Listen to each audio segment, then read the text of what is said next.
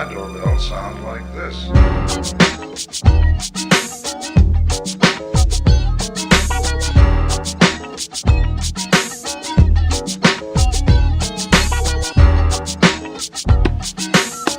Hey, welcome to the People's Weekly, September 7th, 2018. I'm here with Canadian Glenn and Nolan Hacks back. What's up, you guys? Yay! What's going on?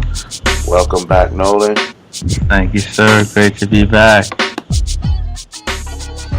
Great to be back. Missed y'all.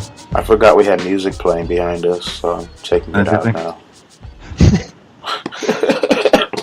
Details, man. Yeah, we were playing music for Nolan. Oh, well, thank you. I feel so special. So I'm glad you're back. I hope everything keeps going good so you can remain back. Yes, let's hope so. Let's hope so.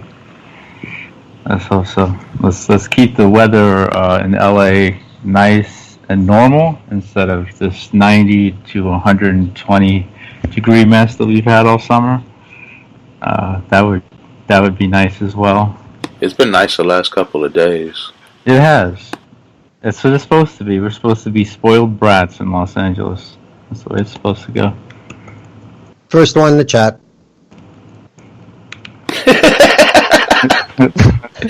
There's a flashback for you. There goes chat. Okay. I see it now. How 2011 of me. 2011. I'm the second one in the chat. Uh-oh, Stuart's in the chat. Right on. Hey, Stuart. Yeah, so what's everyone been doing? Like, what's going on with the view up here, Glenn? Well, I start to look at the calendar, and I traveled way more than I usually do this year, so next week will be the season 9 finale, and there's only going to be 16 episodes in the whole season, so that tells me that I was away from home a lot. But, oh well, that means... What's the standard number? Usually around 20 to 22, because the maximum's 26. And I think I did 25 once. I can't believe that, but I did apparently. But yeah, 16's a little low. But oh well, it is what it is. So season 10 starts on September 19th. Awesome. So yeah, you just take like a week break and then you're back? No break. Oh, just no break. Keep rolling. Wow, that's awesome. Well, I cut it up to seasons and shit more for my own benefit than anything else. Just, for archiving and stuff like that. That's all. Cool. Because some guys say, episode 1215. Well, that's not appropriate classification for me. That's right.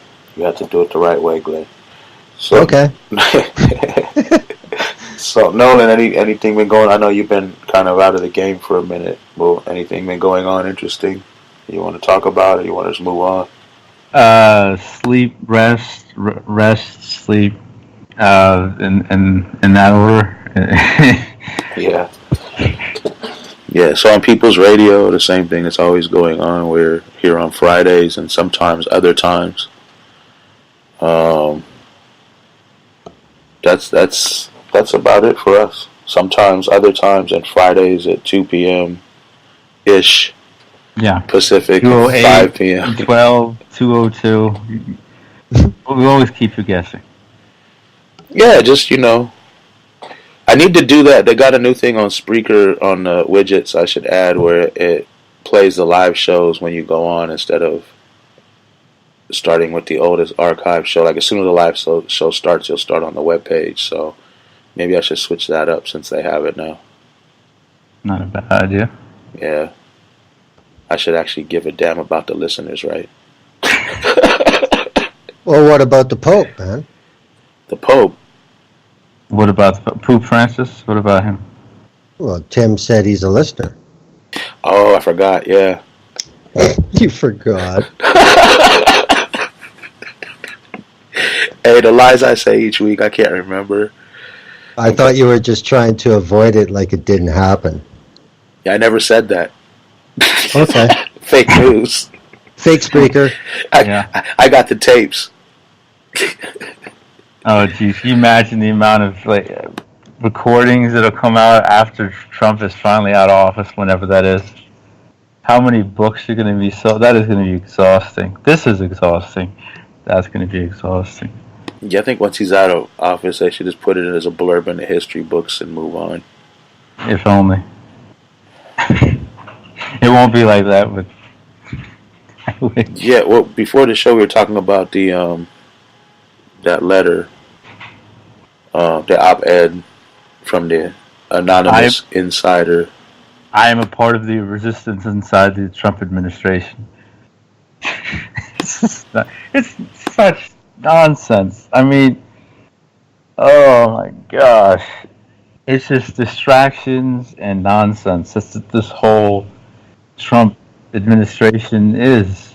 They create distractions from within the administration. Trump will create distractions, taking you away from what you should really be looking at. And then I tweeted it, and I repeated the same words to you guys before the show. In the op-ed, it says, "We may no longer have Senator McCain, but we will always have his example." Right there, that just takes any validity out of this article. You know, any actual resistance that they're talking about, it's nonsense. There's no resistance. It's like the resistance from the Democrats. This has nothing to do with saving what is supposed to be a democracy or saving lives or anything like that. This has no righteousness whatsoever, much like the actual administration. Hey. It's tribal. You know, I'm sick of you all bashing John McCain here on the show. he was a great warmonger and a brilliant racist. Okay, you guys. He was. Oh boy, was he ever! Well, when McCain died, I said on Twitter a few times, isn't it funny how it all turns into parade of empire every time some old white bastard dies? It's because, you can't tell the truth about him now because that fucks up the last 40 years of bullshit we've been feeding you. So we can't do that.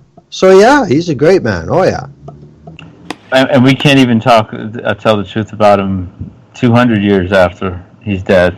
Whether it's Jefferson or Washington or whomever. I mean, they'll erect a statue. Yeah. Oh, there'll be McCain statues. No doubt about it. Especially in Arizona. Oh, gosh, yeah. Which piece of native land will his face be put on? There's a Dick Cheney bust in Washington. So what? Mm-hmm. Paid for by the Dick Cheney Foundation? Halliburton? I think it's because he was vice president, and all the vice presidents get a bust. I bet you KBR did the project, and they made 2,000% profit. I like to bust some vice presidents. Man, maybe Pence will be the first vice president to be busted.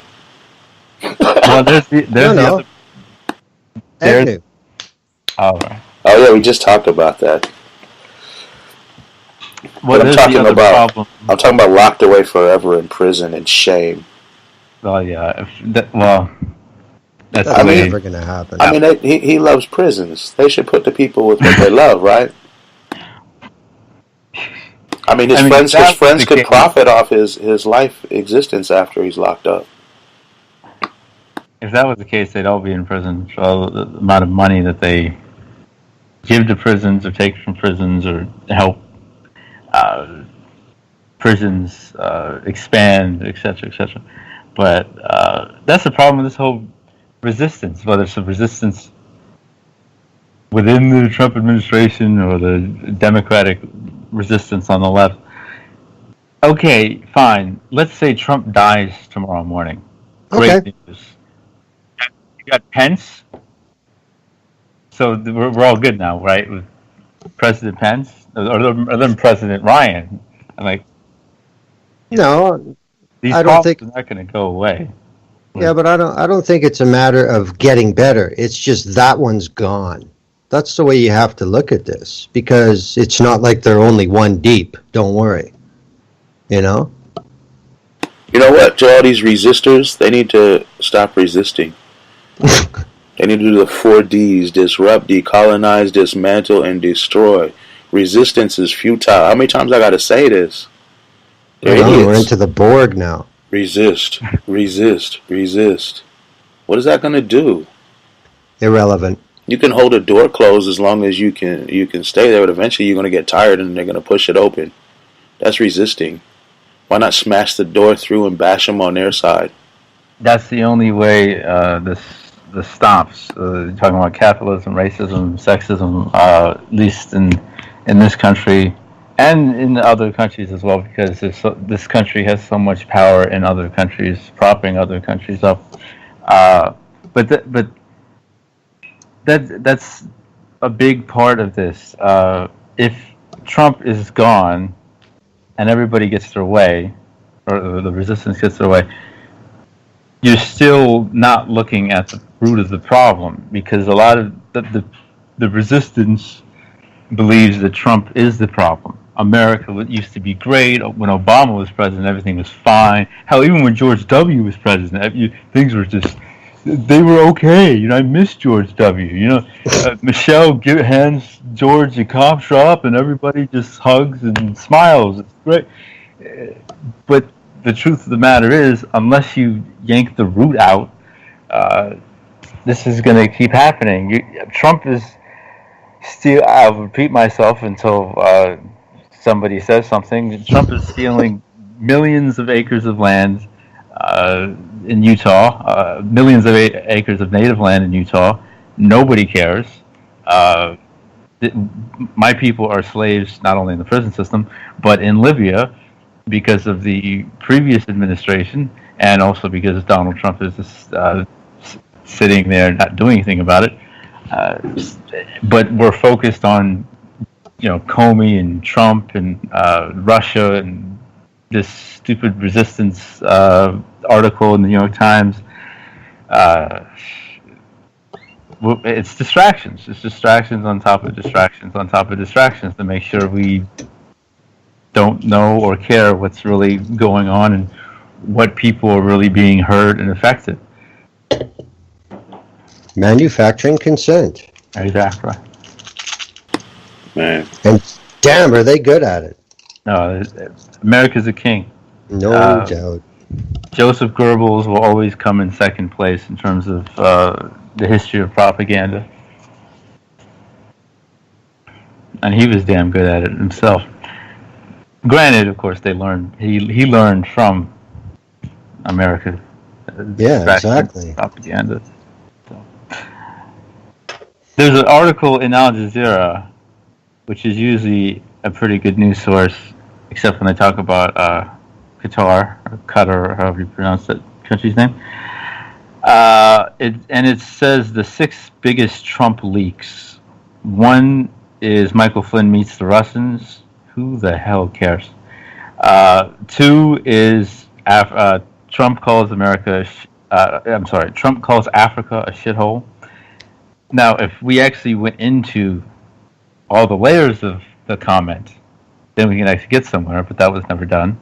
3 is Fire and Fury, the book by Michael Wolff. Again, who cares?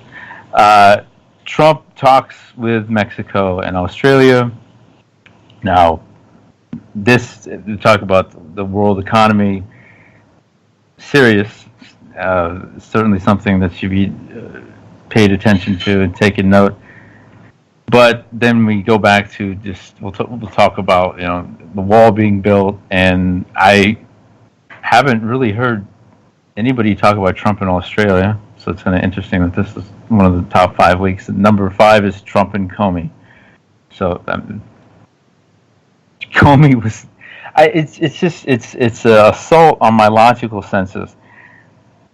Comey was the director of Fuckboys International. I mean, the Federal Bureau of Investigation, a white terrorist organization, the same organization that killed Martin Luther King and Malcolm X, that is still just causing endless havoc in communities of color.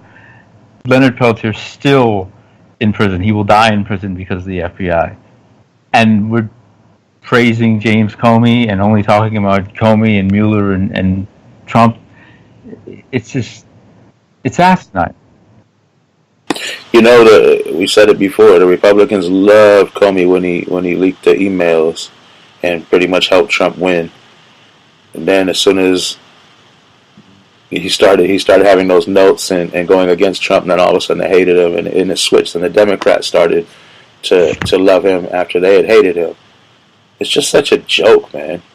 These people have to have a good and a bad. They can't say they're all bad. They always have a problem with that. For some reason, they need someone to cling to and say, well, look, they're a little good. Like, it's been dick riding Obama all day today. I should post that song on my... You know what? I'm going to do that on my Twitter right now. Post that video from the Boondocks. Well, again, that's because nothing is based on logic. Everything's based on fucking feels.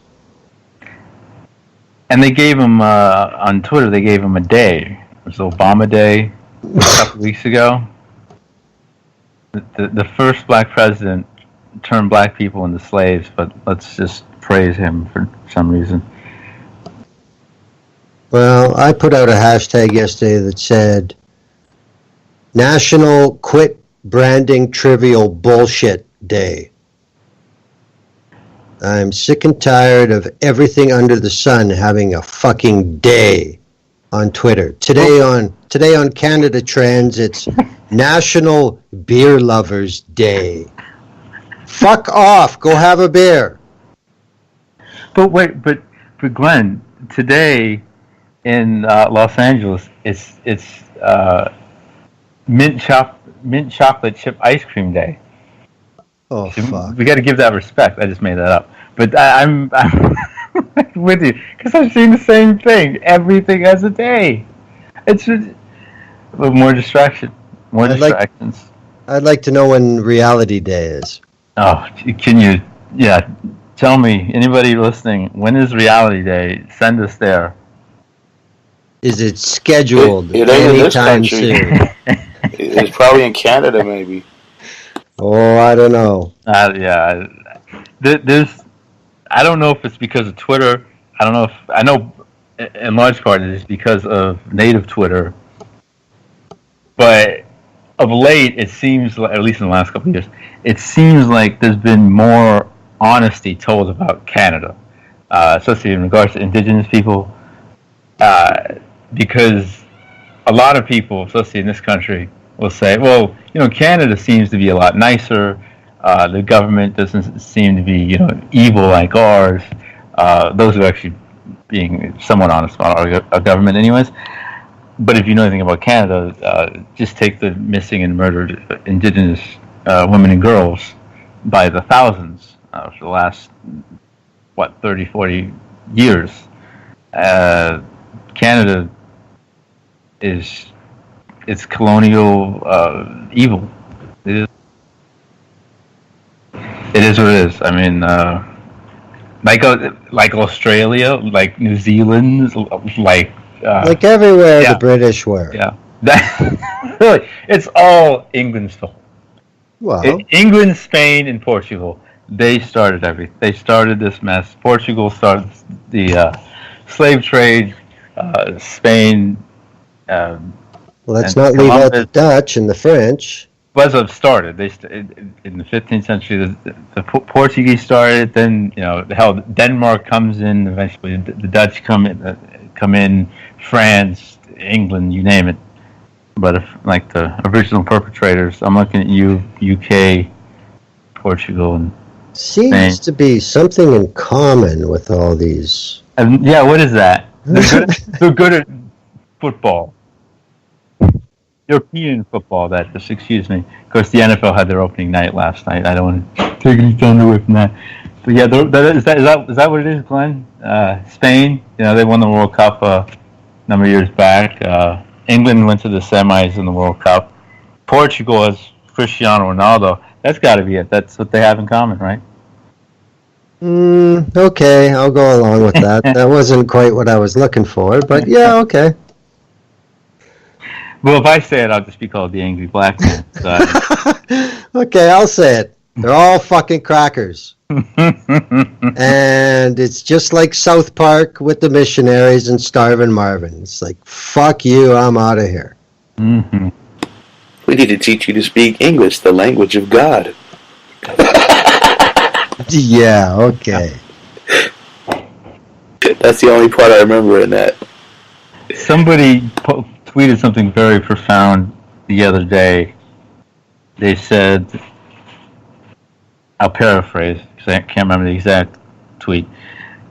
People get upset that there was a mosque near the Twin Towers, yet no one's upset that Catholic churches are near schools. Exactly. Exactly. Right on. Yet there are Catholic schools. Yeah, that's disgusting. It should never happen. They should ban them all. They should pull their tax-free status. Their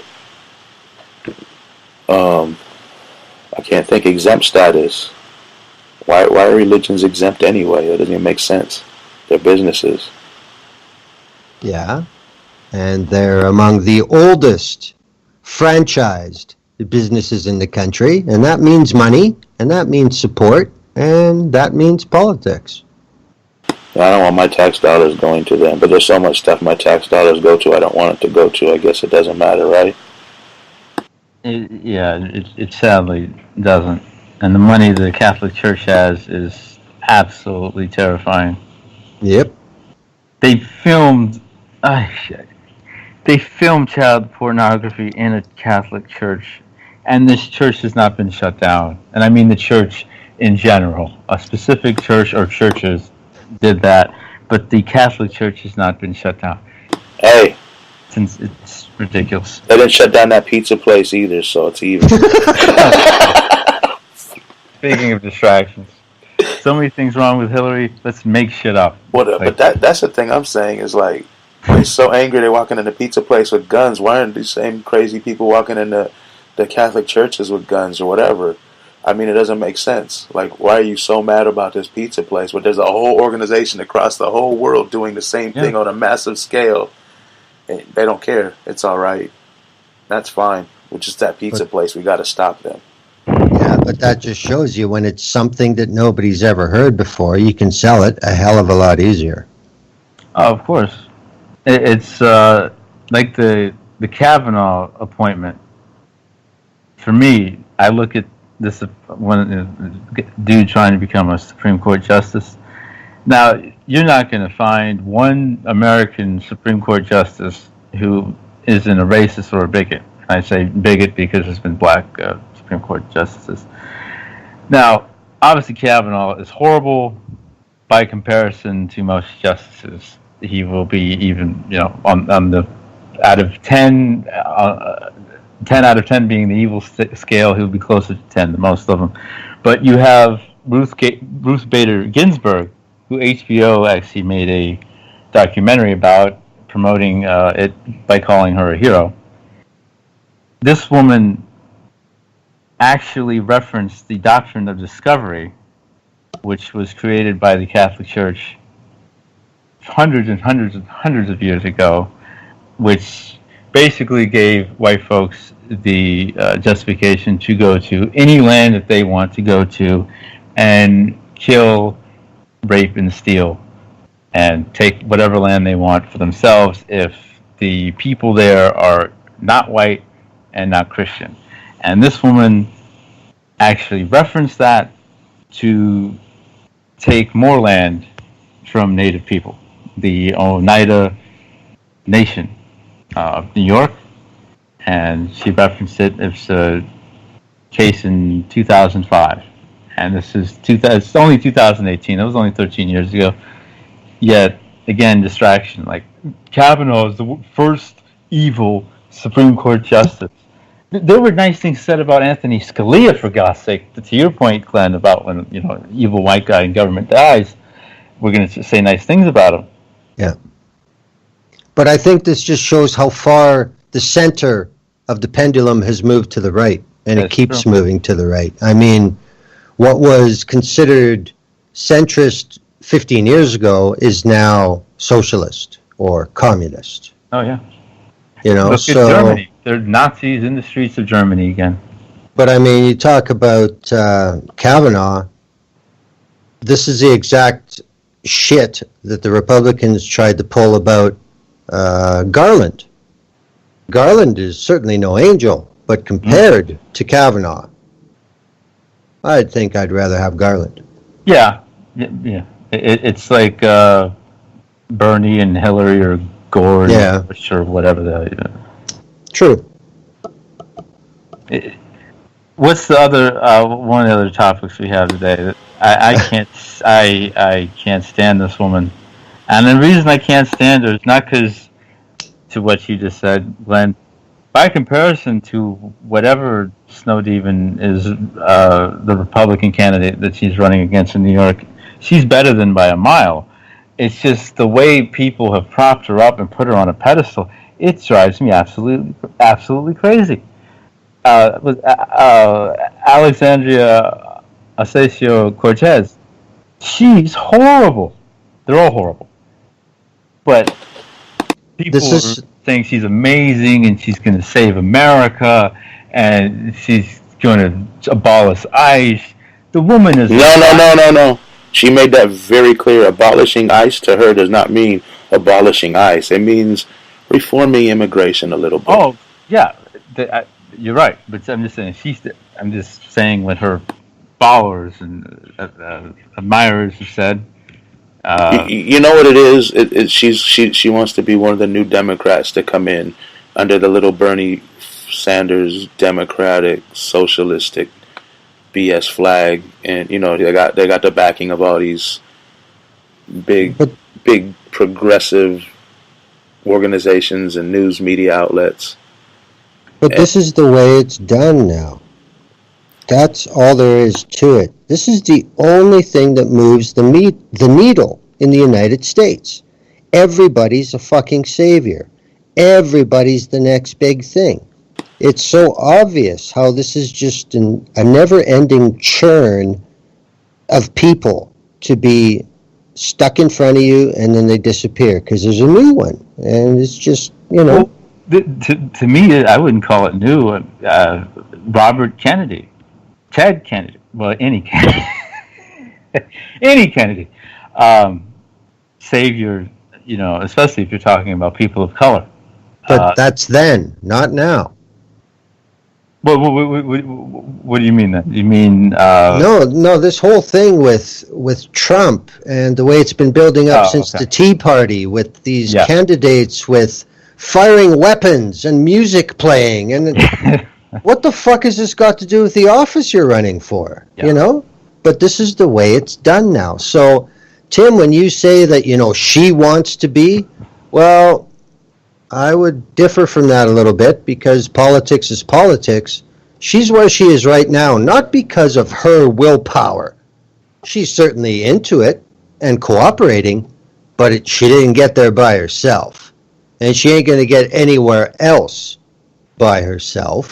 And this is, I think, what this big distraction about saviors and next big thing is, because it keeps the public prevented from thinking, how the fuck did this nobody become our savior? What's behind this? Well, there's about $3,400 behind this from J.P. Morgan Chase. Yeah, and a bunch of other places too. She's going to start getting more and more donations. Oh yeah, because that's the thing she wants to be is a corporate shill. Well, and pretend she doesn't want to be a corporate shill at the same time. No, but the thing is, she's running for a congressional district in New York State. It's going to happen. Yeah, but I'm sure she wants yeah. to move up. I don't think she wants it to sit in there.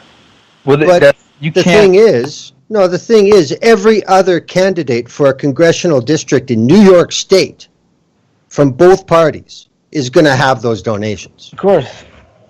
Well, So are you going to say, no, I'm the only one? Fuck that. It doesn't make sense politically. What do you mean? Well, Glenn is saying, and this is true if really you want to get into Congress as a congressperson or a senator, you have to sell out. It's impossible. Even Shirley Chisholm That's right. sold out. She was, whether she was a Zionist before or she was always a Zionist, she hurt Palestine and punched him right in the gut when she became a congressperson, even her. So whether it's Chase or Wells Fargo or, even this woman, Alexandria, we need to come up with a nickname. Her name's too dang long. Even her saying nice things about Senator McCain after he died.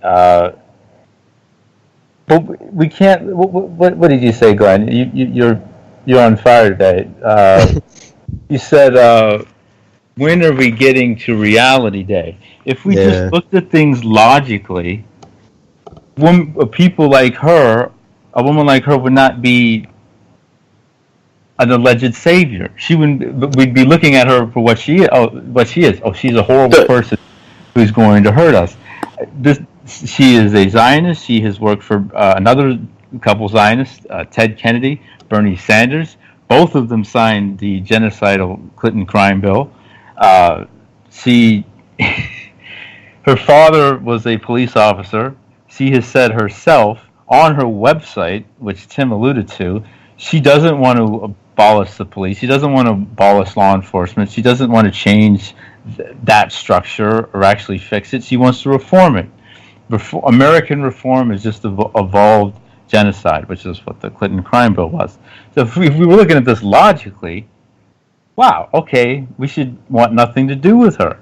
And there's signs all over the place. What's the woman's name? Miranda from Sex and the City. Oh, Cynthia Nixon. Yeah, she endorsed this Alexandria Ocasio-Cortez. Of course. And then we go into the lesser of two evils. Well, obviously she's better than Cuomo, so she's automatically good. But Nixon publicly said, hey, black people, your reparations should be marijuana. Well, then that fixes everything. Thank you, white woman. And we're actually going to talk about these people and say that they're our saviors. I'm just going to call it Alexandria. Doesn't it bother anybody that everyone's looking for a savior? That they feel the need to be saved from something? I don't think that's a problem because. Why? I mean, it was so great before Trump, but everyone's still looking for saviors. From especially a white man's standpoint, sure, okay, yes, I'll give you that. But looking in my own shoes as a black person, we're still looking for our next Malcolm X. We're still looking for our next Martin Luther King. We're still looking for our next Kennedy, which is one reason why Alexandria, we're just fawning over her, loving her. She worked for a Kennedy. She must be good. People still talk about Ted Kennedy. If Chappaquiddick hadn't happened, then we might actually be all right. What? First of all, do you know what you just stepped over? Should him allegedly be causing woman's death? We're going to step over that. And then two, we're going to step over the fact that the Kennedys are the most evil families in the history of the United States. It's absolute ridiculous. This is the structure of empire. This is, I've said before on my show, on this show, the storyline doesn't change, it's just the technology changes. That's about it. The same shit has happened time and time again. But this thing with everybody gets put on this pedestal with a strobe light, not even a solid light, and then they get hooked off, because I think that just demonstrates that there is no real substance being pushed out there. It's all sound bites, video bites, click here, buy this, do this, join this. That's all that matters anymore. And the public plays along, so, you know. And if you talk about historically, if you take the Trump factor out of it, you can look at, any Kennedy, you can look at Al Gore, you can look at Henry Wallace if you go all the way back. John Kerry. John, would you call John Kerry like a savior? Because he was already kind of pro-war, obviously Vietnam vet. But if you talk about the left-leaning, but these were the quote unquote good times in the history of the country. So why do they look for a savior? That's what I'm saying. There's a problem when you have to look for a savior. You need to be saved from something. Your savior is yourself. Yeah, but like I said, look how much the goalposts have moved. It's, what was it, less than a decade Romney was on the ticket, and he's being rehabilitated now? Like, fuck off. He's Who was his running mate? Who was his running mate? Oh. 60 million votes, people. I can't even remember. Let's pretend we don't remember who the running mate was. But I mean, it's Paul Ryan. This is how quick the cycle is now. And it's all the same shit. So we just got to keep rotating it in the window faster so people don't catch on. Well, and McCain just died. Thank you, Satan, for bringing him home. We lost a savior. But his running mate was Sarah Palin. We were just automatically going to forget that. But it's a big clue for where we are today. Yeah. Oh, definitely. Didn't she bring reality TV to a new plateau somehow? Okay. Yeah. I mean that's important now. We got a reality TV president. That's a good point. She has made that even more palatable for the American viewer. And she sat and watched Russia from her backyard. Yeah, wait a minute. Actually, this is all Sarah Palin's fault. If she can see Russia from her own backyard, why didn't she warn us? She's complicit. Collusion. Well, actually, since all that time has passed, I sit here now and I think if it was McCain, Jessica Simpson, he probably would have fucking won. You mean the singer? Yep. I don't know if we're pretty far off the deep end. Yeah, I know. I think if Jessica Simpson was like maybe Scott Baio, I think it has to be someone like in their 50s or 60s or something, because no, that's not why. Because as one of the best quote that I can ever remember from Sean Combs, P. Diddy, was, "Nothing sells like white jailbait." Okay. Yeah. Brittany, Jessica, look at the decade we went through, man. It was just... Yeah. Well, she could actually sing. But, But same thing, So, I mean, that was that period. But if it was the Republican Party of today, at that point in time, you bet they'd fucking nominate her. Well, yeah, the fact that Barack Obama, and he's awful, but the fact that Barack Obama, who, by comparison to most politicians, is more intelligent than your average American politician, and he had to struggle for a little bit to beat John McCain and Sarah Palin. Yep.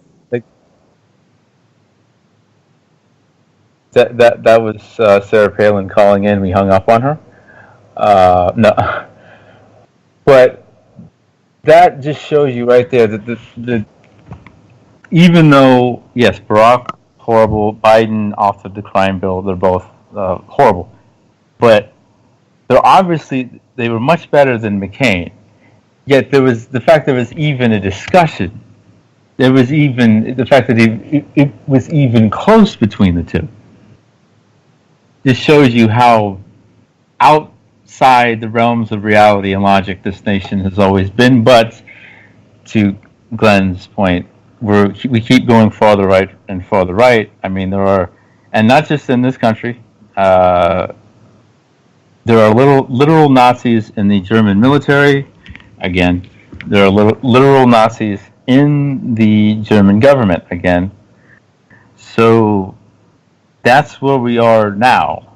And again, I guess, because this, if you take America, because I know more about this nation's political history than other nations, but if you just take America, since just take the last 150 years, up and down, it has gone in terms of left, right, but it has gotten a little more left-leaning, a little more logical, at least on the surface.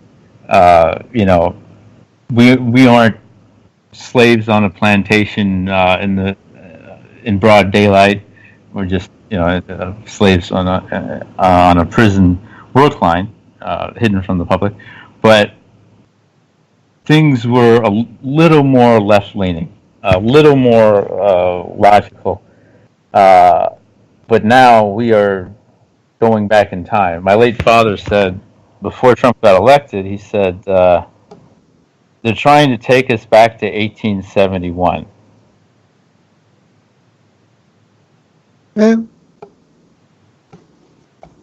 I have to say that's accurate in an awful lot of ways. Yeah. Man, I couldn't unmute myself. Hello. The founder of the show is back, I think. Well, I think we pretty much covered number 3, except for the part about ICE, but, what is there to say, really? We touched on it. We said that, her meaning of abolish ICE is to reform it a little bit. Well, anytime you hear that word reform, you can just turn off the source. Because reform is not change, period. Exactly. And I tweeted one day, connected her tweet to mine, and I said, no, abolish ICE means to abolish ICE 100%, will accept no less, or something to that effect. She's an idiot. She's a democratic socialist, like Bernie Sanders or whatever. Gosh, I hate that. They believe in capitalism, but they're socialists, and they're Democrats, so they believe in being corporate shills, but they like that's a brand. I do take issue with that phrase for a number of reasons. I'll try to narrow them. You cannot be a Democrat and a socialist. It's an oxymoron. And you can't. There'd be no way in hell an actual socialist could get into the United States Congress. It'd be impossible. Today. Yeah. I would say ever, because if you're talking about the true meanings of socialism, actual for the people, by the people, actually people from the top helping people on the bottom, which is the exact opposite of what this country stands for. I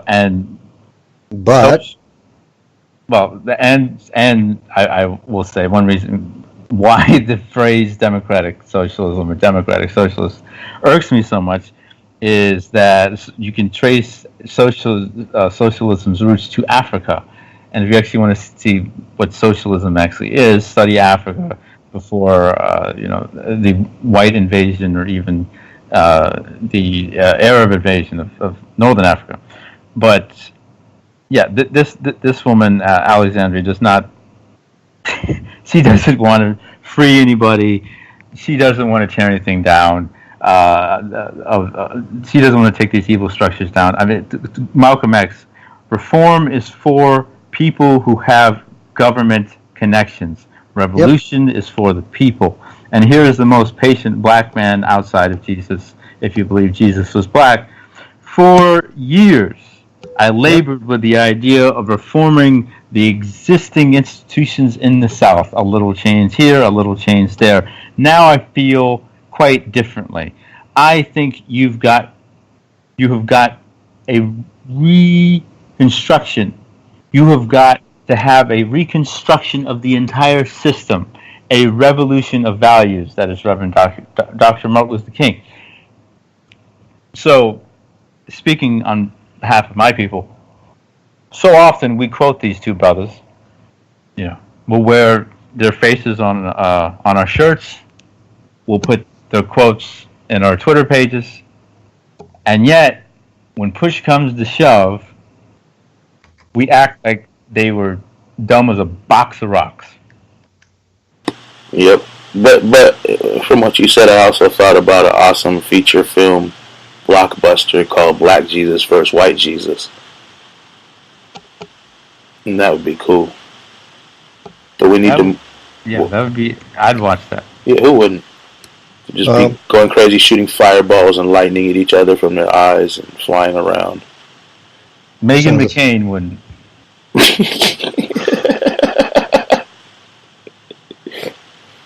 She was a panelist on The View for years, wasn't she? For a while. I don't know. That's supposed to. You. Oh yeah.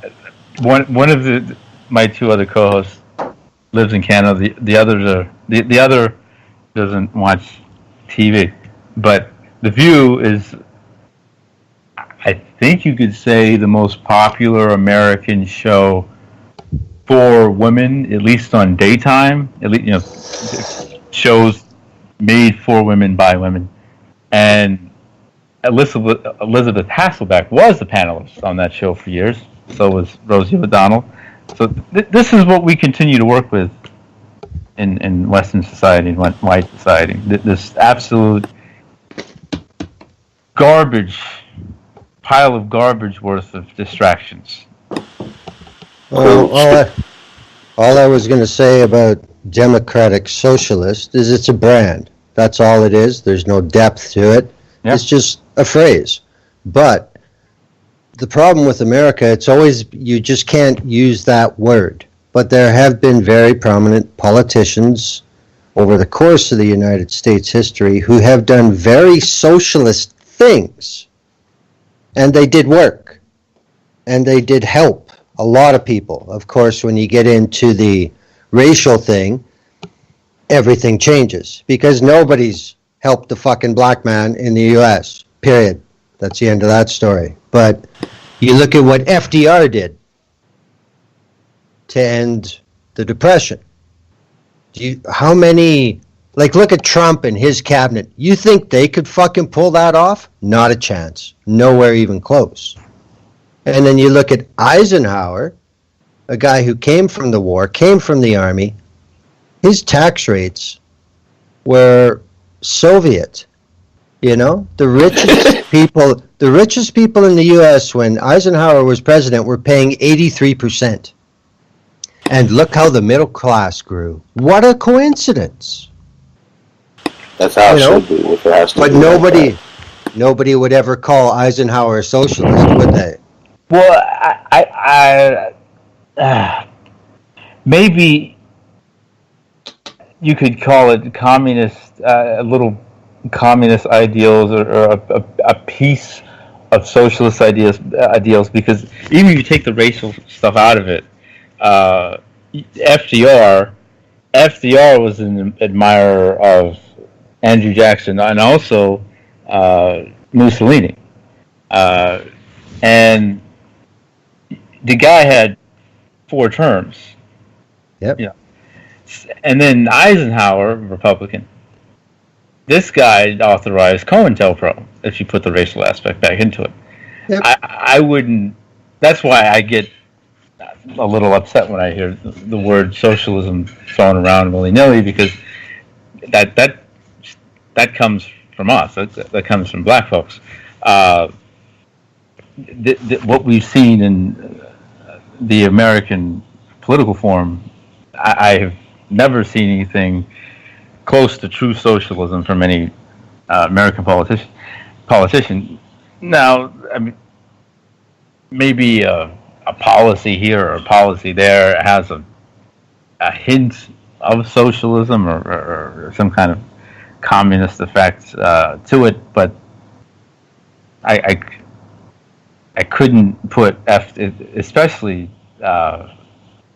FDR, if you put the racial aspect back into it as well, because his New Deal was the white deal. I mean, we were locked out of Social Security. He made us promises, of course, once America got in the war, hey, we'll give you jobs, we'll finally end this whole segregation thing, come fight for us, beat Hitler, come back, same thing, and our economy gets even worse.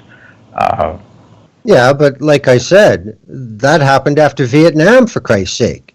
Yeah. So, I mean, like I said, no American administration has ever done shit for African Americans. Yeah. So, I mean, Native people, yeah. Yeah, so that's my preface to it. But I mean, economic acts of a socialist nature I'll give you that. are the easiest to do, and they can have the biggest change in the shortest period. Socialism, it's never been a part of the American Republic. Never. Bill Clinton, mastermind of the American economy. Yeah, turn Wall Street loose. Yeah. Yeah, we need to probably move on to. We got 3 covered and some tangents. So we probably need to move on to what, number 1 now? That would be the No Fun League. Colin Kaepernick got a deal with Nike, and the so-called Patriots, or racists as we like to call them, are going crazy once again, doing their idiotic form of a boycott where they actually buy the products and then destroy them. I never understand that. Like, how is that a boycott if you buy something and then destroy it? Like, the company already has money. What is that doing? They just buy a different shirt. Like, here, take my money and then I'm going to go destroy it, but somehow I'm hurting you.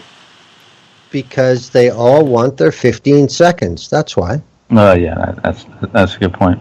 Everybody wants to be Alex Jones nowadays. Did one dude burn the shoes on his feet? Like, I heard a story about that. I didn't see it. I mean, racists are usually the people on the lower scale of intelligence. Well, I did read a story that some guy burned down his fucking house. He had a Nike house? No. He soaked a pair of Nikes in kerosene and lit them on his porch. Gee whiz. Nice. Wow. Oh, yeah. He really believes it. He really showed them. Yeah, he owned the libs. Fucking unreal, man. But I mean, this is the environment. Yeah. So anything's possible. I mean, they were shooting up their coffee makers not that long ago. And then they had these coolers they were shooting up and bashing. And it's like... Well, my question is, how come nobody had a problem with Nike when everything Nike was Tiger Woods?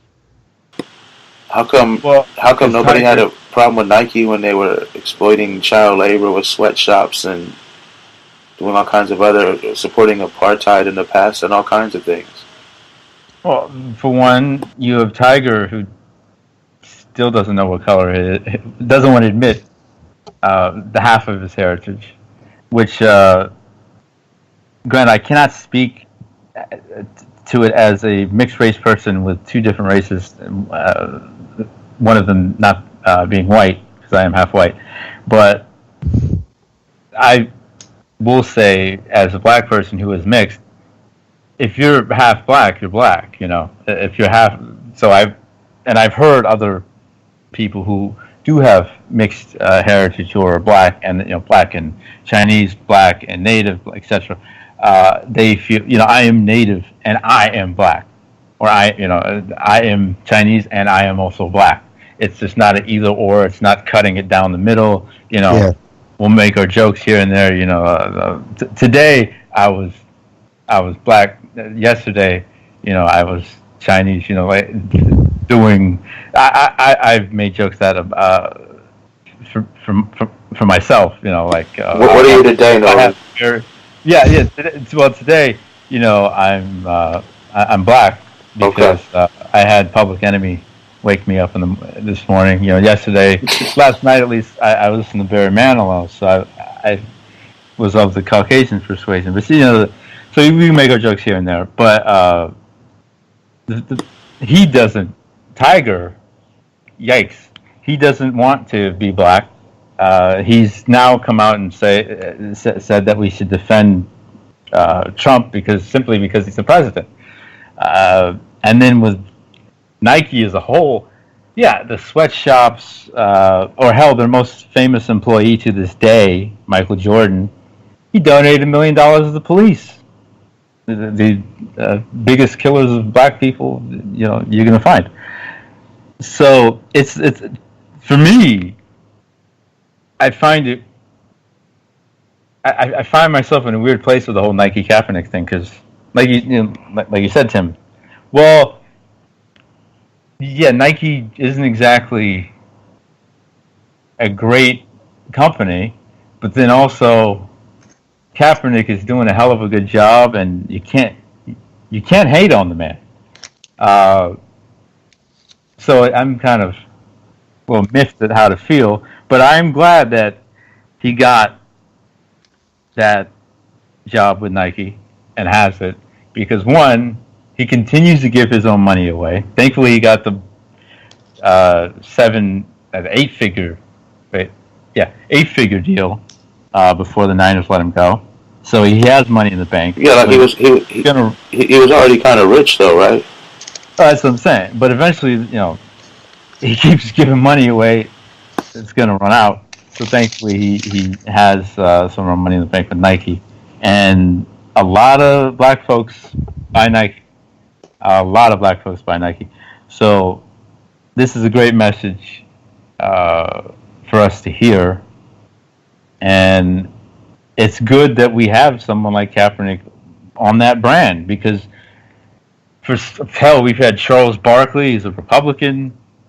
We've had LeBron, who's a Hillary stan and wears the word Indians, quote unquote Indians, on his chest.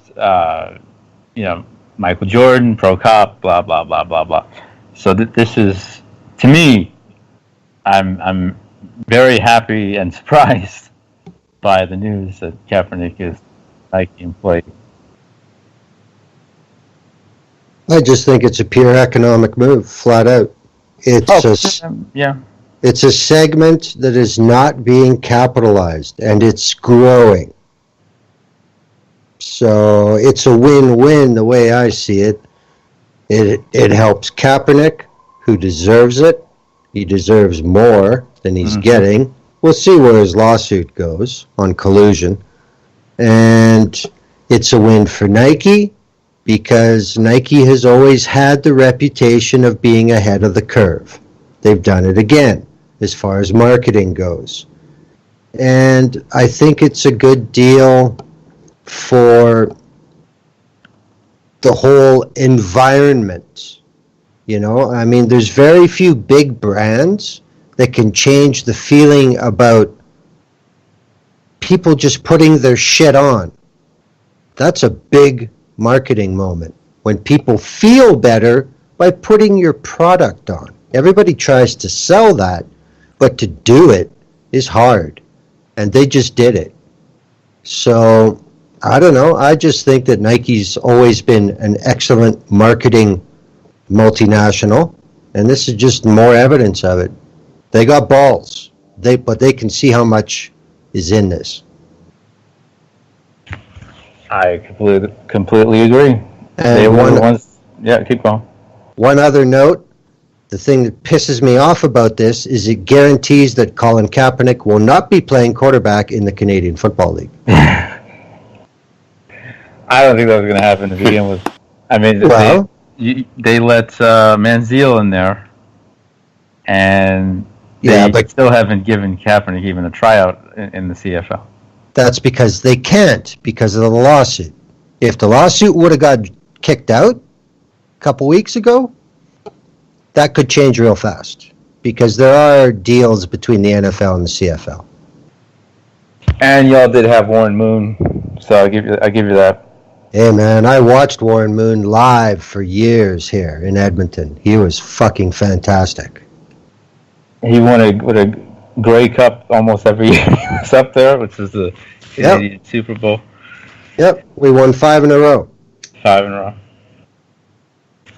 For any, I would say most people who are listening, including our other co-host Tim, Warren Moon is a Hall of Fame quarterback who was blackballed from the NFL because he was a black quarterback, and he had to go to Canada for the first half of his career, which he dominated up there, and then he lit the NFL world on fire when he was finally let in. Yep, I liken Warren Moon to somebody like Satchel Paige. Yeah, and Satchel didn't. That's a good comparison. And Satchel didn't get in until he was 35, 36. Yep. So he was way past his prime, and he still Kick put ass. up great. Yeah, he was playing really good ball in his 40s, for God's sake. Yep. You imagine how many black, if anything, take sport, because sports is trivial at the end of the day. How much more successful black folks, and just in terms of the white construct of society, how we're looked at as successful, what is successful, the rest of society, how much more of us would have that type of success if it wasn't for racism in general, in this country? How many more Aretha Franklins, how many more Samuel L. Jacksons, how many more Ben Carsons before he became a politician? Yeah, I was going to say how many more doctors and lawyers. And I'll say how many more Charles Hacks. It's my dad's birthday today. Would have been his 73rd birthday today. Lawyer, worked for Motown and Universal.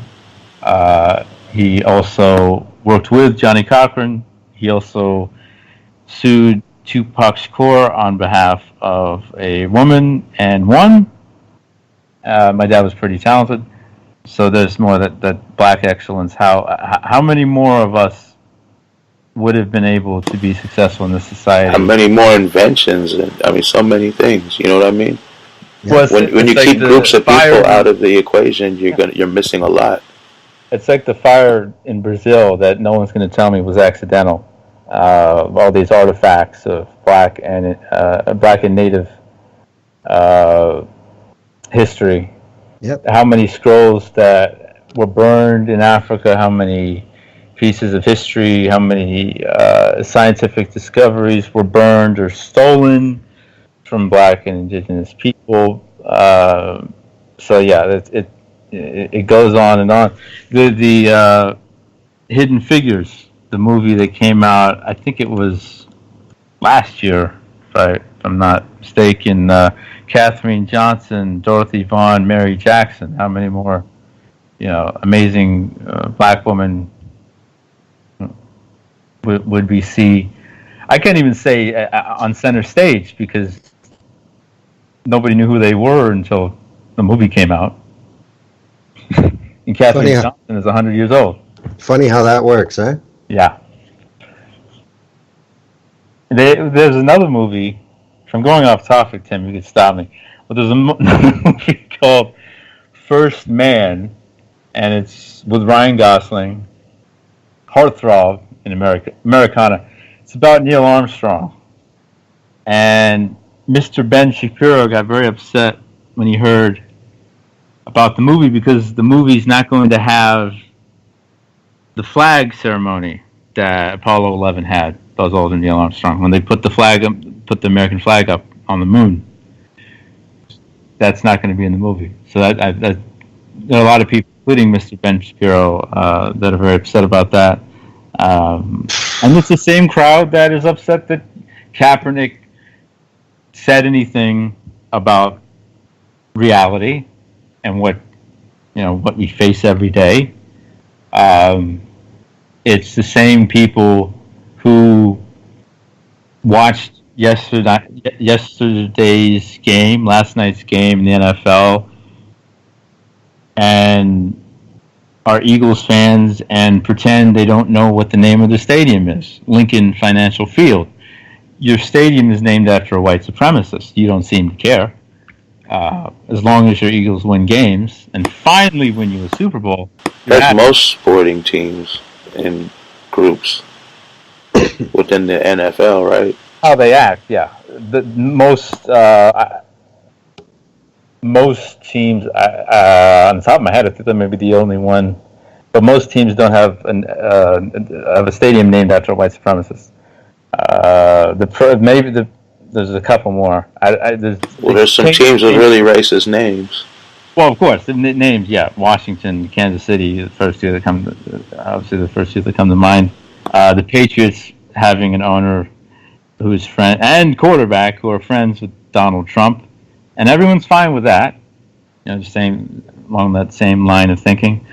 But they're not okay with Colin Kaepernick, like with the Hidden Figures aspect, or Ryan Gosling's new movie First Man. But they're not upset about Nazis helping America get to the moon. They've all seemed to have forgiven Kanye West, according to Twitter, right? Well, yeah, they were happy with Kanye when he said what he said about slavery. No, I'm talking about everybody now in general just loves him again. Oh, how did that happen? Not surprised. I mean, we forgave Michael Jordan. We forgave Nas, who beat up his ex-wife. Who's Mac Miller? I know the name. Well, he sadly died today of an apparent drug overdose. Rapper. Oh, rapper. Oh, I thought it was a sport person. Never mind. But that's the colonized mind. We forgive Obama before he even did anything. And I guess to go back to the beginning of the show, talking about people like McCain and Obama and the election between the two. It's if you're a you're a minority in the black community if you're anti-Obama. The Carmichael Show was a sitcom on NBC, which was taken off the air because it was too black, it was too real, and they told the creator and the star of it, "Hey, change this episode, cut this out." He's like, "I'm not going to do that," and they took the show off the air. In the house on the show, there's a picture of Obama, because that's an accurate representation of most black folks. We love Obama. When I think of black folks and Obama, I think of Oprah when she gets excited about something when she had her show. When she would say something like Obama, like that. We love Barack Obama. Okay? Yet this man turned us into slaves. He made his Secretary of State, Hillary Clinton, a white supremacist. He made his Vice President, Joe Biden, took $1,000 from Donald Trump off of the crime bill. He made his Chief of Staff, Rahm Emanuel, for God's sake. This is one of the most anti-black people you will ever meet. He just happens to be black. If Tiger Woods was ever a politician, I would imagine a lot of the policies would be similar. So we forgive an awful lot of people who do horrible things to us who are black. It's a shame. Chuck Berry was I think of Chuck Berry, I get sick. He was a disgusting human being. The way he would spy on women in the bathroom, he transported minors across state lines. It's just awful. And yet, we love him, and just the only things we say about him are nice things, and we praise him. Nothing negative. It's a shame, and it's that American mindset. It's like John McCain. Oh, he's dead. Okay, he never did anything wrong. It's sick. It's a shame, but that's the colonized American mindset. We go the way society wants us to go. Uh, if we acted like our ancestors did, and when I say ancestors, Martin, Malcolm, Sojourner, uh, Frederick Douglass.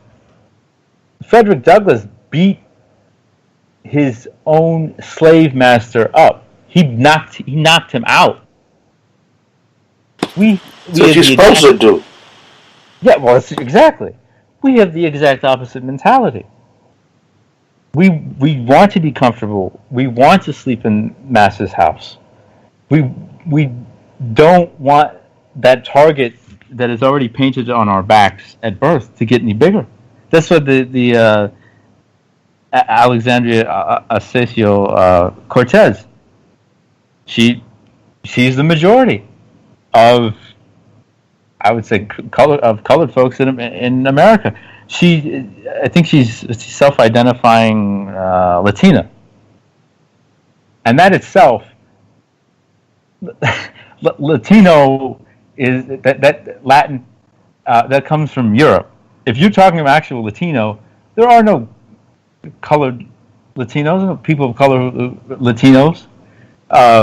She is either native black and or white, and yet, like many other, I should say many, but more than a few people in Congress who call themselves Latino or Latina, same thing. So we want comfort. We want to be comfortable. We don't want to become more uncomfortable and have people call us angry and volatile. Like, look at Kaepernick. We don't want to be Colin Kaepernick. We don't. We'll maybe say, "Yeah, Colin. Yeah, you're doing great." We don't. We don't want to do that type of work, and it's understandable because it's very, very thankless work. They were going to put Harriet Tubman on the same bill as Andrew Jackson. So you're not going to be making tens or hundreds of millions of dollars being pro-black or pro-native or pro-Arab, etc. Well, the only thing I want to say is that in the movie, Ben Shapiro wants the flag to be the Israeli flag. Oh, jeez. Well, they have enough nuclear capability to get there right now if they wanted to. They got about, what did Colin Powell say? 80 to 200 nukes? That's 80 accurate. 80 to 200 nukes, yeah. But that's fine. Iran having one is the worst thing ever. Which they don't have. Yeah. North Korea, you have to shut your nuclear program down. But we were killed by nuclear bombs in 1945. We don't care. Why doesn't everyone have to shut it down? Like us, Russia, Israel, everywhere, North Korea. I mean, if we're gonna, lead by example, right? That's the reality day that Glenn spoke to. Now, you want to talk about leading by example? The U.S. did. That's the problem with human nature. Yeah, I meant the other way, though. Yeah, well, that involves evolution, and I'm not going to make it. Yeah, lead in reverse by example, I guess. Well, it's sad how true that is, because if you actually look at who has, the most nuclear bombs, or nuclear weapons, I believe Russia has the most by about 500. They have about 500 more nuclear weapons than the United States, even though the United States was the only country that ever used a nuclear weapon on human beings and started the nuclear arms race. Well, well, of course. The Navajo Nation is still dealing with catastrophic health problems because of nuclear testing on their land. And the South Pacific. And, parts of Africa. Well, we get into, I spoke on distractions in distractions on top of distractions. We go on tangents on top of tangents on this show. So, But that's our thing, man. that's true. That is, that is the way of the People's Weekly. Without tangents, we'd have like a 5-minute show that starts 5 minutes late. Where does that leave us? Negative time. Yeah. Tune in to the People's Weekly this week. It's minus 42 seconds long. Bingo. Wow, that's deep. That's what would happen if we were actually funded by Soros. I think we'll get Q listeners if we start going into negative time. First of all, we are funded by Soros. He just hasn't paid yet. Yes. I'm still waiting on that Soros check. Yeah. PayPal's holding it up. Yeah, this mansion here with the giant studio mansion thing we record in every week, where I fly you in the helicopters. Oh, right. Yeah, that's not cheap, man. He needs to pay. That's a good point. Yeah. Yeah. Okay. Should we move on to number 2? All right. Enough with the celebrities. Number 2 is number 2. My gosh. Well, number 2 is really number 4 or 5 now on the list. Well, true. Yeah. Okay.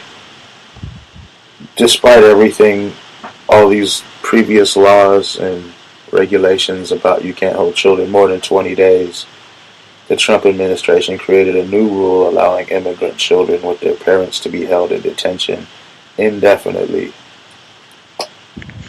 So basically, as long as they're with the family, you can throw people into concentration camps and just forget about them, right? Well, this is breaking about 20 years of precedent. They changed. It was a Fuentes decision somewhere in the 90s, right? Yeah. They changed the rules in the Federal Register that will allow them to hold families who have crossed the U.S.-Mexico border indefinitely for the duration of their immigration proceedings. That could be years, quite frequently. They haven't even... So, this is just so... I want to win the lottery, so I'm buying 100,000 lottery tickets. That's how much fucking thought went into this. You want to hold children for years. What infrastructure have you got? Like, is Betsy DeVos in charge of this shit, or what? Yeah, I think what it does is a whole bunch of private facilities will get to be able to hold these families and profit bigly off of it, right? Isn't that the whole goal in the end? This is starting to look like what the Nazis really wanted with their liquidation of human beings, you know? This is so organized. It's just getting very obvious to me. It seems like white supremacy is kind of lazy because it copies off itself. Because oh yeah, I will say, I don't believe Nazi Germany becomes a thing without the United States inspiring Hitler's mind. And you can look at, after he got into power, how much studying the Nazi government did of the United States before they very, very stupidly declared war on them. That's a whole other story. But you could see the way splitting people up into groups, erasing their racial heritage, just absolute brutality in terms of murdering people, stealing the innocence of young girls, and defiling women simply because of their race. Also, if you simply happen to be trans or gay, just because you were born trans or gay, we're going to throw you into camp or sterilize or kill you. Even the way the Nazis treated black folks. People don't know this, but the top target, number one, numero uno target of Hitler's sterilization program were black people in Nazi Germany, not Jewish people, black people. So disabled people as well were hated. Oh yeah, and look how this current president hates disabled people. But I was just saying that looking, just taking black people alone, how they were treated, how they were completely stripped of their humanity. Oh wait, where have you seen that before? And where have we seen that at the exact same time in the United States? Ironically, that country is fighting Germany at this time. And then, the whole ball of wax. Disabled people, anybody who doesn't look white, or whatever the perfect white person is, which Hitler didn't even look like, by the way. So we have ICE, which was created in 2003 under George W. Bush.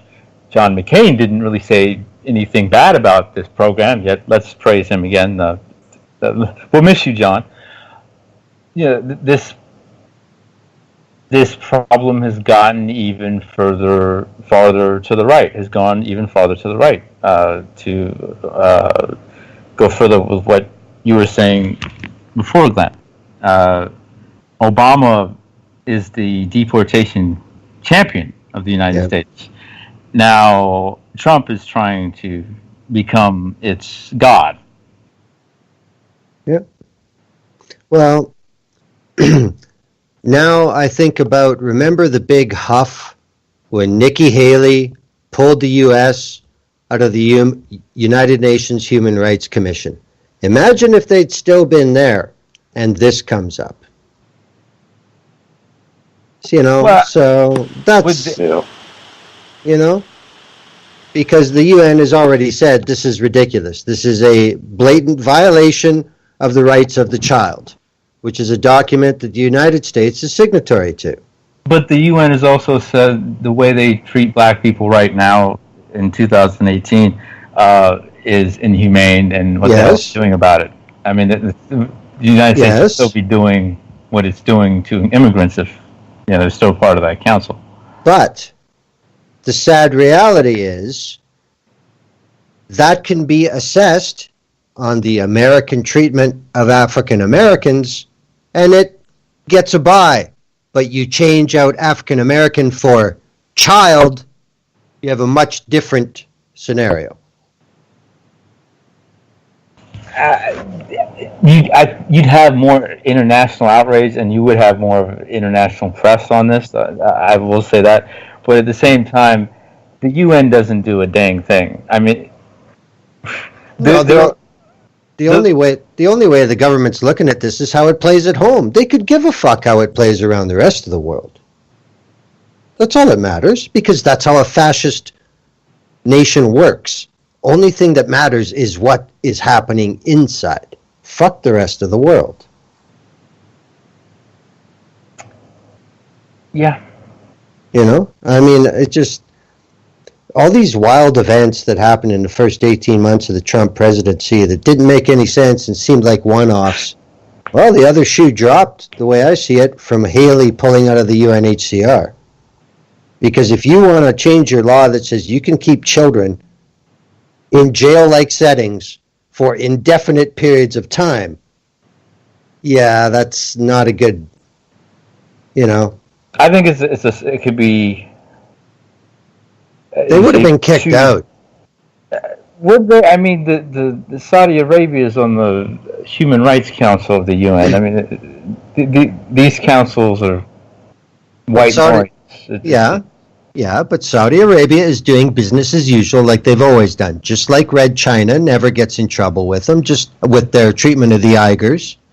There's all like fucking Burma. Give me a break. That's what I'm saying. I don't think the United States, especially since the United States is this is specifically children.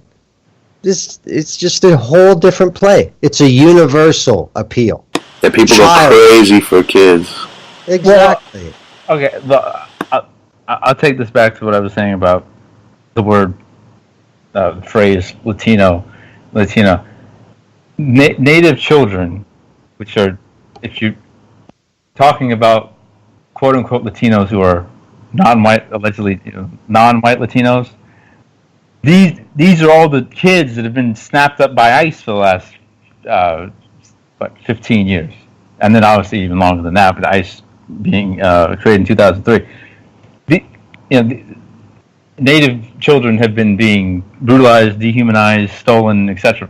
Then you go black children, slavery. Black children still going missing. There's 60,000 black women and girls missing in the United States right now.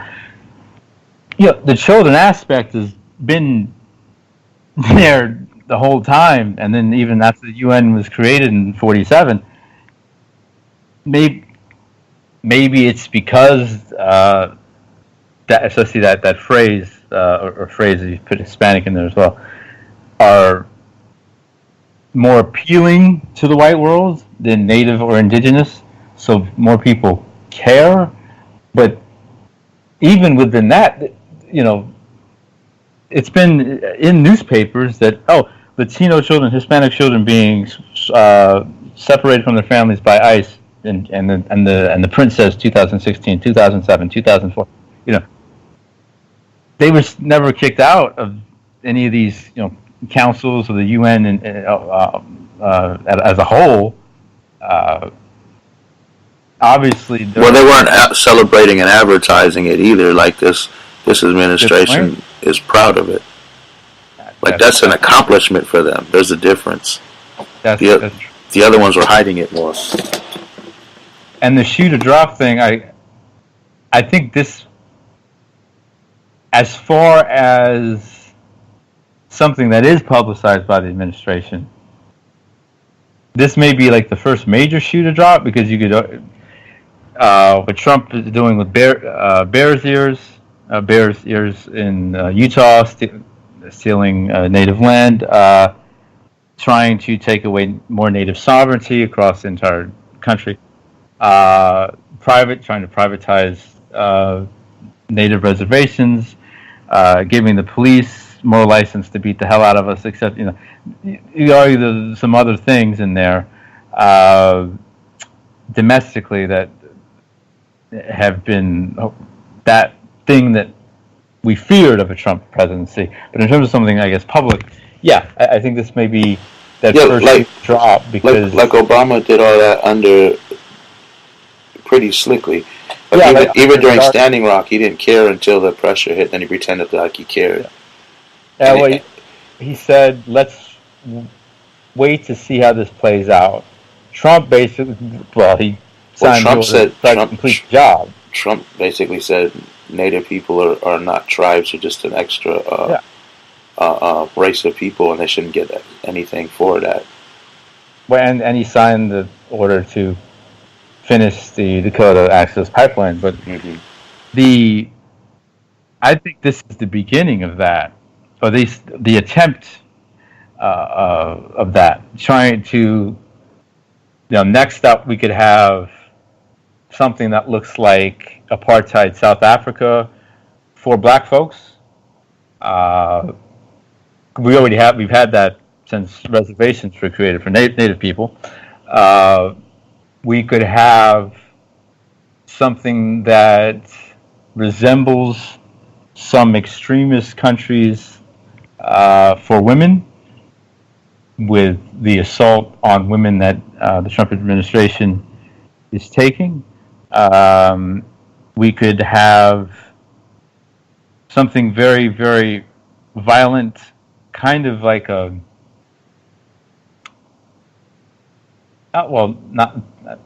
kind of like Nazi Germany in terms of the Jewish folks for Muslims and Arabs here, where if you kill an Arab person in broad daylight, you get a pass. So this could be the beginning of all these publicized dark occurrences by the Trump administration. Yep. And I think he's winning another term. I'll keep saying it. His approval rating is close to 50%. most Republicans would be willing to give him a third term. I mean, Yeah, let's bring this full circle. Don't worry, because there's the op-ed resistor guy in the White House, and he's going to save us all. Or she. That right there shows you anybody in Congress is trash, because it's the same thing. Well, if you go inside the system, you can change it. Bullshit. You can't change something inherently evil. You can destroy it. You can attempt to destroy it. Obviously, very difficult, but doable. Look at the czars of Russia, the French monarchy, Haiti. We took that country after they took it from native people, but that is absolute hogwash. Oh, I'm a member of the Trump administration, but we're really trying to stop him, but we joined the Trump administration. Huh? Okay, all this is this is the highest level it can get with the 15 seconds. That's all this is. This is somebody who thinks they can leapfrog 15 years of paying their dues in the system to get to where they think they'd like to, officially step in. They just think this is a brilliant play. I'm going to become somebody after this. Yeah, I'll be a senator after Trump's done, sure. It doesn't even have to be that. It can be somebody on staff in the White House. Because the way conditions are now, you can go from being a staffer to a senator. That's what I'm saying. It could be. I mean, it's someone within. They say it's someone within the Trump administration. After Trump's done, or do they have a part in him being done? That's the issue. I think it's the same thing with Democrats. There's a lot of Democrats who supported Trump throughout the years, or were supported by Trump throughout the years, or helped Trump during Trump's administration. But this is politics in a one-party system, so there's always fucking chits to be cashed in or redeemed. But on the other side of that, as long as Maggie Haberman is working at the New York Times, fuck the New York Times. Yeah. Well, it's the same publication that said good things about Robert Byrd, Hillary Clinton's former friend, who was the former Grand Cyclops of the Ku Klux Klan. Wait. According to Young Turks, he felt bad about that later in life, and he's a great guy now. Oh man! And that's why Hillary could be cool with him. We don't want to disparage a Klan member's name. I knew the Young Turks had their problems, but my gosh. I like watching them sometimes. They just say some ridiculous stuff. Yeah, they did a good story on Kevin Cooper. I mean, but at the same time, they'll talk about Bernie Sanders like he's Jesus Christ. So, jeez. They're lost. Donald, they are lost, willfully lost in the ignorance of their whiteness. But I will say this about Trump, and we said this about talked about this before the show. But I just want to name some of these because Donald Trump has been supported by the American public for decades, and the whole narrative.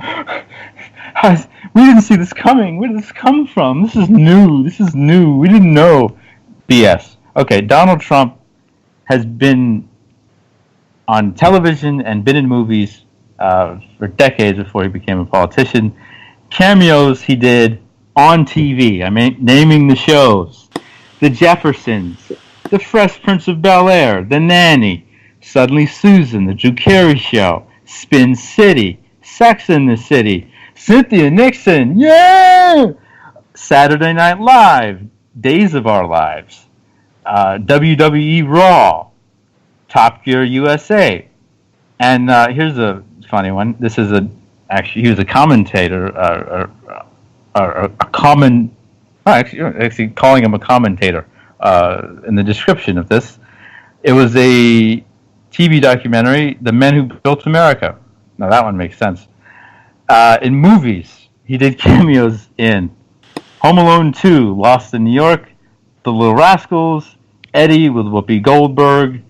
Whoopi Goldberg is a Cosby apologist, Bill Cosby apologist. The Associate, Celebrity, Zoolander, 2 Weeks Notice, and of course Wall Street 2, Money Never Sleeps. And there's some more in there, including, oddly enough, Playboy straight-to-video. Is Bill Cosby in prison? VHS tapes. Playboy Centerfold, Playboy Video Centerfold, Playmate, 2000 Bernola Twins. Yikes. Okay, so... Is Bill Cosby in prison? I No. don't know. Is he still on house arrest, or they actually put him in? Because obviously he got convicted. He hasn't been sentenced yet. Oh, okay, I didn't know. I just was asking because I haven't heard about it in a while. They sentenced, the sentence was 10 years. Oh, wait, Judge... I thought it was 10 years, wasn't it? Maybe you're right. Okay, judge sets September sentencing date. I stand corrected. Okay, never mind. Wishful thinking. Tangent. Yeah, it really was. Because he got the guilty conviction. And it's the same thing with a black kid who was killed. Jordan Edwards, by a Texas cop. The Texas cop was found guilty, and then they sentenced him, I think, the next week, and it was only for 15 years. So he got excited for 5 seconds, and then, oh my gosh, 15 years? He was 15 years old. So it's just September now. When is this going to happen? Put the sleaze bag in prison. Oh, don't worry. You'll know. Media will let us know. Oh, yeah. Oh, yes. Including Jeffrey Owens, who can't even... Yeah, when it comes to celebrity stuff, sometimes I have to wait for Nolan. Who's closer really does need to come back. My body willing, but yeah, it really does need to come back. But Jeffrey Owens can't even have a regular job without the media complaining about it. He can't work at Trader Joe's. He was one of the stars of the Cosby Show. Yeah, how ridiculous is that? Why are people making fun of somebody for working somewhere? And the same people who have that job will complain about people who have that job, or have that type of job. It's... Well, the only thing I think about the circumstances of it is how many one-season wonder white chicks are working at fucking Walmart, and yeah, they're recognized, and I'm sure they get pictures taken of them, but they're white. How come we haven't heard about them? That's a good point. Yeah, they didn't get shamed like that. I mean, well, who cares? Exactly. It's about shame. And the only factor I see there, I wish I didn't see. I just want to know the woman that took the pictures and was mocking it. Where does she work at? It's so great. And I'd like to know her race. Yeah, that too. We should get to know that woman somehow. Yeah. It's sad. These are questions that need to be asked, but they need to be asked. Well, I don't hear them being asked in the United States, so that's why I'm here. You know, when I think of you, Glenn, and you too, Nolan, you guys are true lodestars. Oh, okay. Q is definitely going to be listening. You're my favorite two lodestar people. Oh, man. Well, thank you. I have no comment. Well, did we celebrate National Beer Lovers Day? I'm a liquor guy, but... No, not for me, sir. Well, we do have a sentencing. When I have a butt, it's not liquid. Former Trump campaign aide George Papadopoulos sentenced to 14 days in jail. 14 days. Wow. That's fair. See, he pissed. Well, that was for some court, like lying or something in court. It wasn't like a sentence, was it? I don't know why he was sentenced. Honestly, I'm not paying too much attention to the whole Trump-Russia thing, other than just like the main meat of it. Just because, I mean, my people are slaves in Libya right now, Like, for God's sake, we're washing up on the shores of European countries, and then in Italy, actually being made to work again as slaves. So, I mean, I'm not, you know, other than like the Trump, Mueller, Comey headlines, I don't dig too much into it. But they say, according to Twitter, Moments sends to 14 days in jail for lying to the FBI and the Mueller probe. Yeah, on Twitter right now, Dallas officer shoots and kills a man after mistaking his apartment for hers. My point exactly. An unidentified Dallas police officer entered Botham Shem Jean's apartment late Thursday evening, thinking it was her own home. When she saw Jean, she fatally shot him. Police are pursuing manslaughter charges against the officer. She walks in, man. Manslaughter? If you're drunk and walk into someone else's house and shoot some black dude that lives in the house, you're gonna just get manslaughter. That's murder. She should have all kinds of charges brought up against her. But it she's should a cop. it should be something more than murder too, because she has the position of trust and power with the weapon. Yeah, how do you forget where you live and walk in the wrong house with a gun and shoot somebody that lives there? That's insane. There had to be drugs. Who does that? Yeah, exactly. Is there a drug test here or what? And I just logged on to killedbypolice.net. Oh, here we go. Now here comes the apologizers. Sources say this officer worked a 12-hour shift overtime. She was tired and mistakenly walked into the wrong apartment and shot and killed the resident. Right. 12-hour shift? What does that mean? People work 14, 16 hours, aren't walking in the wrong house killing people. Weren't we slaves?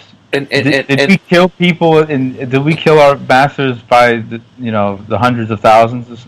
I never heard of such a thing. We overworked. I just hope that she walks into the wrong cell after working 12 hours and see what happens to her. There's a site that has been instrumental into keeping track of death by cop. So, just when a cop kills one of us by firearm. Killedbypolice.net is going offline. They stopped listing folks May 1st, 2018. The people or person who put the site together and kept it going, they say, I freely gave more than 5 years of my life and more than 25,000 hours to this work. I am unable to continue due to lack of support. Many thanks to the few who helped. Please consider a parting gift. Actually, you know what? I'm actually going to tweet this out. If you can donate to this person, please do, because, geez. But, what do you say, trust and power? Goodness gracious. Where does the trust and the power go? To the people killing people of color. Not to the people trying to help people of color, like the person or people who put up killedbypolice.net. And I don't know of any other sites, because I've looked, maybe not hard enough, hopefully, that lists the person's name, their age, and then where they were killed, and where, and sometimes even listing an article describing what happened.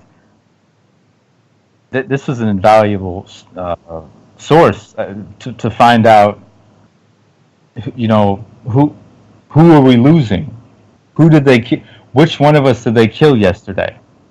Because a lot of the time, you'll see something like the events that Tim just described, whether it's a cop or a hate crime, and it'll come up on Twitter, and the headline will not state the person of color who was killed.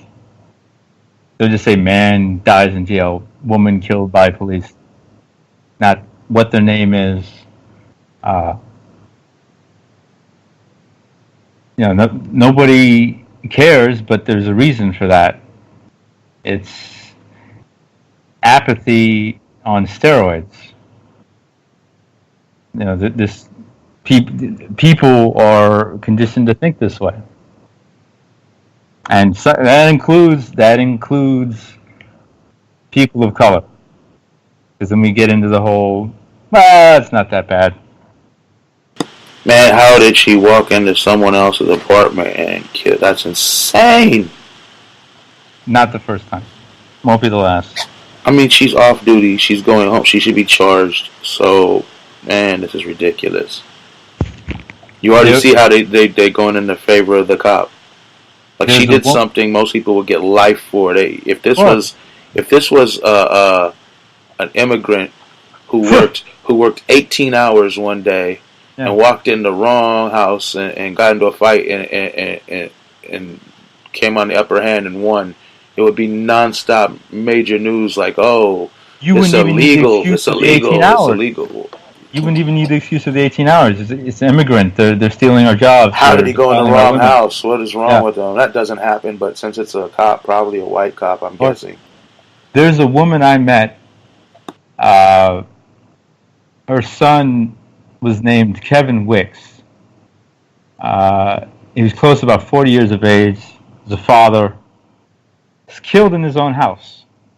Cop came into his house, killed him. Same cop killed another brother who was 19. I think he was 19. Michael Benayoun. That cop, his name is Brian Regan, Regan. He's not convicted of either crime. I don't think he was tried for either crime. And to this day, Kevin's mother has not seen the killer's face. The killer of her son's face. Does not know what Brian Regan looks like. And Brian Regan is a free man doing whatever the hell he wants. This happens, but this is why something like killed-by-police.net is so vital. This happens every single day. Nobody cares. And it's so hard. But she was not on duty. She shouldn't be protected, man. And they're already protecting her. Off-duty cops kill us all the time. On-duty cops kill us all the time. FBI agents. That's true. Name it. Navy SEALs. Just keep going with the list of American law enforcement and military personnel who kill us on a daily basis. And people just look the other way. And the stories that are told are usually praising law enforcement. How many television shows and movies do we have that make American law enforcement and military personnel look good? All of them, most of them. Yeah. And how many, and to make it even worse, how many black folks, how many people of color are starring as cops or FBI agents? I mean, Rush Hour, one of my favorite movies, a lot of people's favorite movies. They're freaking cops, Jackie and Chris Tucker. Chris Tucker says in Rush Hour 1, my dream, my whole life, is to be an FBI agent. I'm sorry, what'd you say? What did you... They killed Martin and Malcolm. They infiltrated Standing Rock. Obviously, the movie was made well before that, but still, are you dream to become an FBI agent? You're a black person. What are you saying? There's the indoctrination. There's this is how we have distractions on top of distractions on top of distractions. We can't have an honest conversation about the police, what they are now, what they were, slave patrols, quote unquote, Indian patrols. We can't have those conversations because all we have told to us are how great they are, how wonderful they are. Yeah, what do you think would happen if this pig walks in this guy's house and dude just said, "Who are you?" Bop, bop, bop, blew her away. You know how it would be twisted? Of course. He'd be a cop killer. He'd be terrible to show the worst pictures they could find of this guy. Corin Gaines is protecting herself and her child. Exactly. The cop shot the freaking child. Thank God that kid is still alive. Killed her. They say Mumia Abdul-Jamal killed the cop. If he did, too freaking bad. If he didn't, either way, get him out of prison. Leonard Peltier, he didn't kill any FBI agents. If he did, he didn't do anything wrong. They were on native land to begin with illegally. I mean, this guy, freaking Huey Newton. Just keep going. It's every day for freaking 5 centuries of this. It's not. It's just. evolves and evolves and evolves. America into Nazism, Nazism into evolved Americanism. Same old story. And then before that, the English, the Dutch, the Danish, the Portuguese, the French, and look at France, France, UK, and the U.S., Libya. Hey, we're slaves again. Just evolves. Same story every single day. Go kill us wherever, whenever, and then blame us for it. Rashada Shakur, get her home. She's gonna die in Cuba. Yep. Oh, Glenn said it's going to be a full-length episode today. That's rare. I said, don't blame me, blame Nolan. Am I the tangent king? No, it's good. Yeah. More is more. That's all. We're just being silly because we just skip on the showtime. Nolan's like, I'm giving them their money's worth today. I mean, it's been a long time. Okay. Yeah. We haven't even announced the sponsor for this episode yet. Oh, who's this? Oh, yeah. My sponsor happens to be Lemon Skunk. What's your sponsor? Maui Wowie.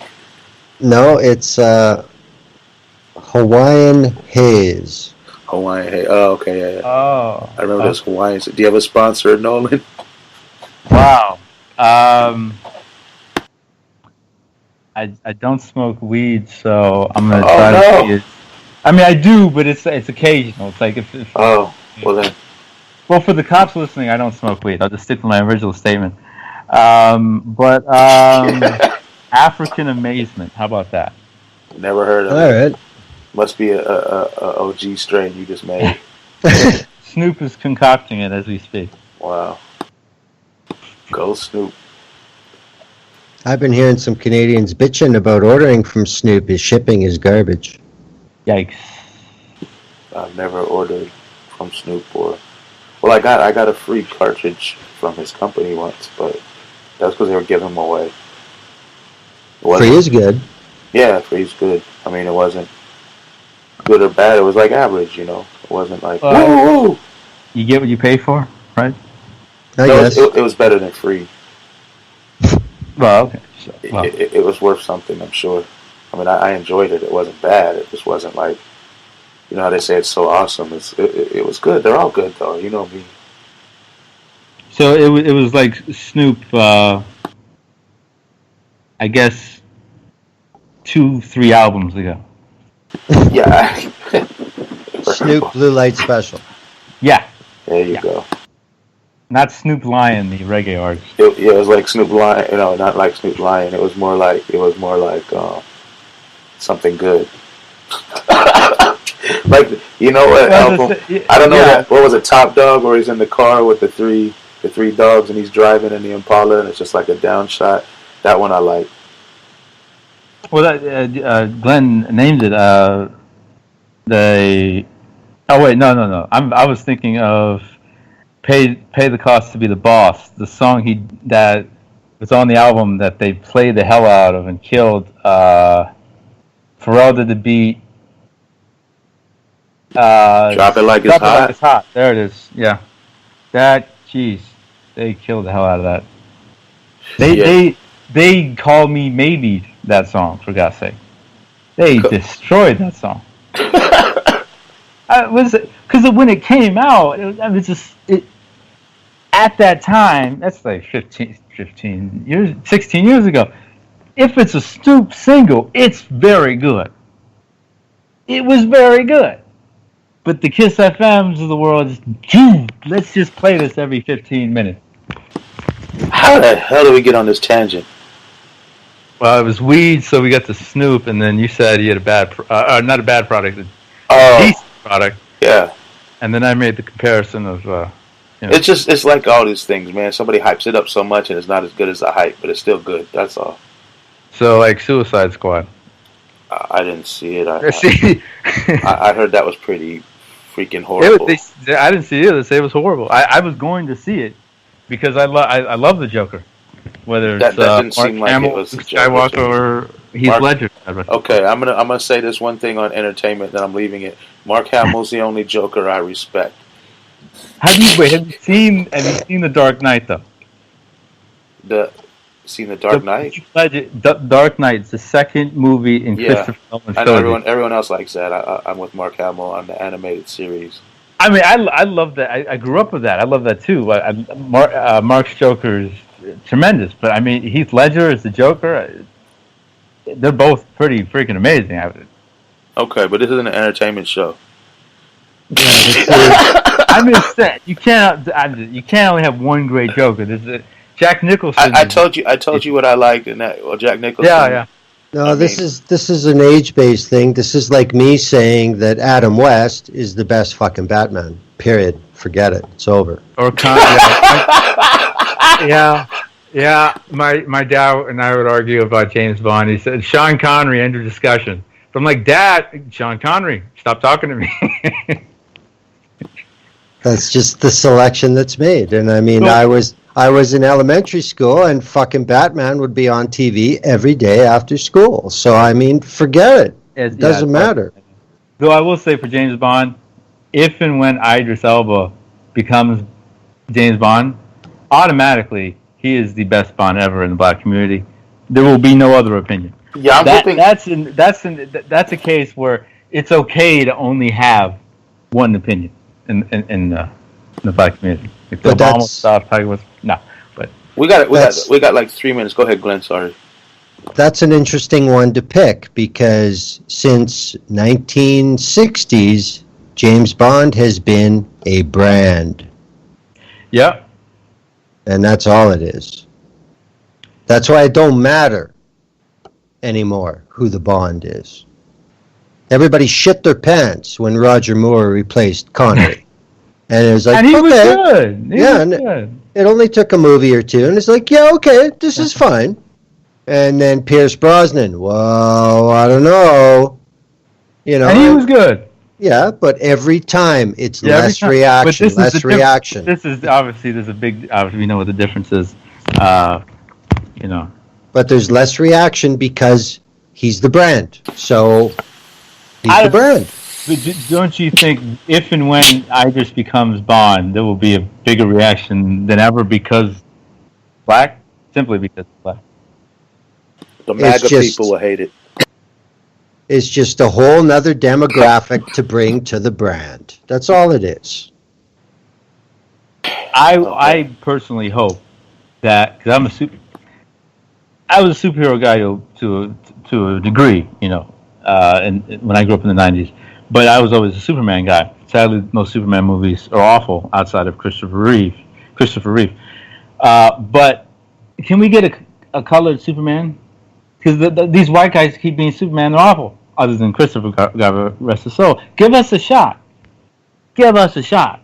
You know Christopher Reeves is white. Do you know that? That's what I'm saying. Other than him, since him, they've been awful. And obviously, Superman's always white. Give us a shot. You keep Captain America. I don't want that anywhere near us. But you, come on. Give us a shot at Superman. Obviously, we can't be Batman because they're going to be no billionaire black playboys. That's a tangent. Now, you wanted a tangent? Gosh, dang it, that's a tangent. I didn't want a tangent, but what I'm hoping is that this tangent is like something that's leading toward a resurgence of the Who's Culture show. But I'm just going to be quiet about that, Nolan. Well, you know, we gotta build anticipation, maybe a little more. No, maybe a little more. We're not using these as a celebrity happy show. As a Colin Kaepernick that brought it into this. I see what you did there. That show. Hey, Whose Culture wasn't happy either. That was a very depressing show. But it was all about happy entertainment people. True, and bringing them down. But still. Yeah. Maybe we should do a segment on this show, like which person in Washington should we kick out of Washington this week? Because we had a segment on Whose Culture every week. Which person are you kicking out of Hollywood? Yeah, I remember that. The best part of Whose Culture was I didn't have to talk on it.